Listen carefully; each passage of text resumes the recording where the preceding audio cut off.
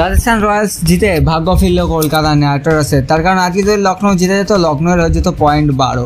তো রাজস্থান রয়্যালস এবং লখনৌ ম্যাচে কী হয়েছে আপনাদেরকে জানাই, যেখানে 196 রান করে। আর এখন দিনে জানো 196 কেন ভাই, 296 করলেও শেষ হয়ে যায়। 19 ওভারে রাজস্থান রয়্যালস 199 করে 3 উইকেট হারিয়ে, যেখানে সঞ্জু স্যামসন এবং ধ্রুব জুয়েল দুজনায় 50 করে। তা বলে কে এল রাহুল ভাই ব্যাটিং করেছে 48 বলে 76। যেখানে যদি আপনারা পয়েন্ট টেবিল দেখেন, সেখানে অবশ্যই কলকাতা নাইট রাইডার্স আপাতত 8 ম্যাচ খেলে 10 পয়েন্ট, কিন্তু এখানে 9 ম্যাচ খেলে 16 পয়েন্ট হয়ে গেল। রাজস্থান রয়্যালস মানে কোয়ালিফায়ার, আর কলকাতা নাইট রাইডার্স 2-এ রয়েছে 8 ম্যাচ খেলে 10, আর হায়দ্রাবাদ 3-এ 8 ম্যাচ খেলে 10 এবং 9 ম্যাচ খেলে 10 পয়েন্টে কিন্তু রয়েছে এখানে।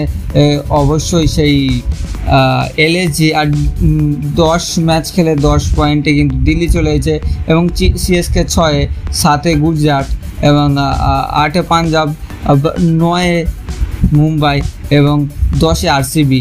তো অবশ্যই কলকাতা নাইট রাইডার্স এখানে এগিয়ে রয়েছে আপাতত পয়েন্ট টেবিলে আজকে।